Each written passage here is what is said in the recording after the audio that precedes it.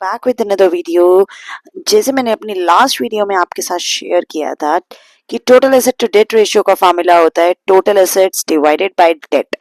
और इसका मतलब भी मैंने आपको बहुत ही ब्रीफ में समझाया था कि टोटल एसेट्स मतलब हमारी एसेट्स साइड का टोटल, बैलेंस शीट में एसेट या लायबिलिटी साइड का टोटल, और डेट का मतलब होता है हमारे सारे लॉन्ग टर्म डेट। बट उस रेशियो में मैं आपको बताना भूल गई थी कि हमारी एक आइडल रेशियो क्या होनी चाहिए एंड हायर रेशियो अच्छी होगी कि लोअर रेशियो अच्छी होगी हमारी। देखिए, अगर हम total asset to debt ratio की बात करते हैं तो total asset to debt ratio में भी हम यही कहते हैं बेटा कि हमारा जो है आइडल रेशियो 2:1 होनी चाहिए। ये हमारी प्योर फॉर्म रेशियो की क्या होनी चाहिए, 2:1 होनी चाहिए।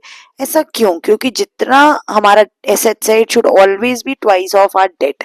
हमारी सारी एसेट्स हमेशा डेट से ट्वाइस होनी चाहिए, तभी हमारी फर्म के लिए अच्छा रहेगा। प्लस मैंने आपको इसके साथ साथ सॉल्वेंसी रेशियो में एक और रेशियो बताई थी जिस रेशियो का नाम था debt to equity ratio. That means debt over equity. अब आपका शायद ये भी डाउट होना चाहिए था इसमें कि ma'am debt to equity ratio में हमारा डेट ज्यादा होना चाहिए कि हमारी इक्विटी ज्यादा होनी चाहिए, और हायर रेशियो क्या इंडिकेट करती है? तो आपको मैं बता दूं, इन जनरल आपको ये पता होना चाहिए कि lower the debt to equity higher is the degree of protection enjoyed by the lender.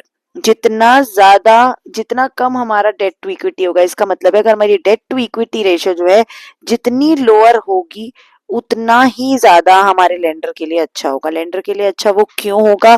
क्योंकि lower debt to equity indicate करता है कि हमारी कंपनी में डेट स्ट्रक्चर, उधारी कम है और हम ओनर से पैसा ज्यादा जनरेट कर रहे हैं, जिस वजह से lower debt to equity ratio को अच्छा और बेहतर रेशियो माना जाता है। लेकिन टोटल एसेट टू डेट के केस में हम हमेशा मानते हैं कि हमारी एक आइडल रेशियो 2:1 होनी चाहिए कि भाई हमारी कंपनी की assets should always be double the debt. हमारी उधारी से हमेशा डबल हमारी एसेट्स हमारे पास होनी चाहिए। आई होप कोई आपको ये वीडियो समझ में समझ आए तो चैनल को सब्सक्राइब, लाइक, शेयर करना बिल्कुल मत भूलना।